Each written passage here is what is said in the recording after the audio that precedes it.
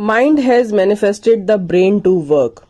ये line the book of wisdom में ओशो की कमेंट्री उपनिषद पर एक डीप मेटाफिजिकल इंसाइट है। जैसे ही मैंने ये बात सुनी कि माइंड ने ब्रेन को मैनिफेस्ट किया है, तो यहां मैं ठनक सी गई और रुक गई। ब्रेन और माइंड दोनों अलग हैं।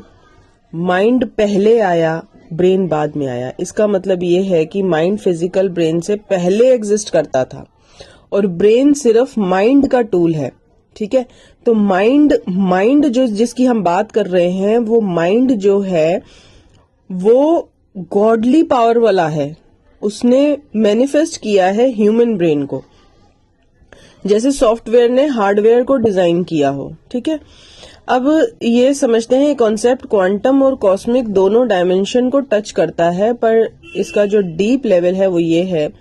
क्वांटम लेवल पर ये बताता है कि कॉन्शियसनेस एनर्जी है जो फिजिकल फॉर्म यानी जो ब्रेन को मैनिफेस्ट करती है। ठीक है, कॉस्मिक लेवल पर ये कहता है कि यूनिवर्सल माइंड या कॉस्मिक कॉन्शियसनेस ने सब कुछ क्रिएट किया है, इंक्लूडिंग इंडिविजुअल ह्यूमन इंटेलिजेंस।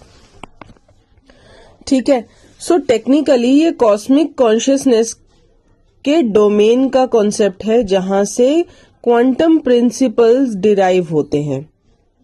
अब आपको लगता है कि आपका ब्रेन जो है वो थॉट्स क्रिएट कर रहा है, और कैसा हो कि आप ऐसे ऐसे थॉट्स क्रिएट कर सकें। ठीक है, लेकिन अगर एक बार सोचें तो अब इस बात पे ध्यान दीजिएगा कि ऐसा कौन है जो आपके थॉट्स को क्रिएट करवा रहा है। सो कहने का मतलब ये है कि ये जो ब्रेन है जो ह्यूमन फॉर्म में है, ये तो एक इंस्ट्रूमेंट है। एक रियल मास्टर जो है वो पीछे छुपा बैठा है, जिसको हम माइंड कह रहे हैं, और वो फील्ड है, वो प्योर कॉन्शियसनेस है जहां से आप सब कुछ पाना चाहते हैं।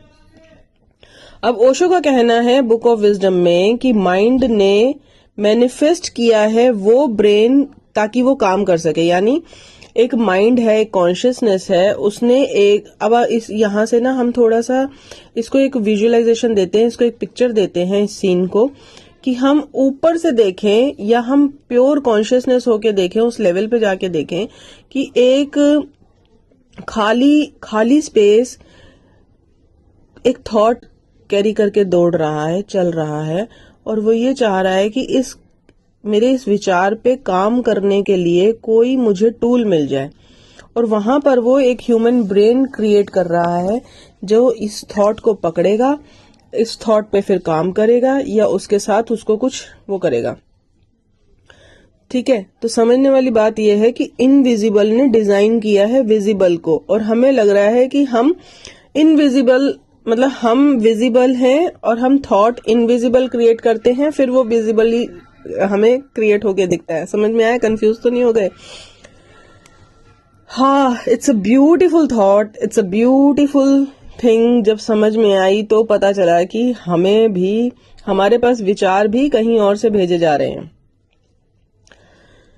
सो जब भी अगली बार ओवरथिंक करने बैठें, अपने दिमाग पर जोर ना दें, अपने माइंड को पकड़ने की कोशिश करें। पकड़ने की कोशिश मतलब उसके पीछे भागना नहीं है। आप जब शांत होके बैठ जाएंगे, जो आपके सवाल और जवाब के बीच में जो खालीपन आएगा ना, वो माइंड है।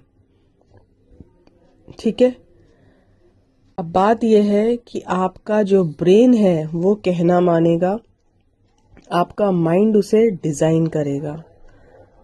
फाइन। और उस चित्रकार को, उस निर्माणकर्ता को शांति से ही बैठ के आप देख, समझ और सुन पाएंगे।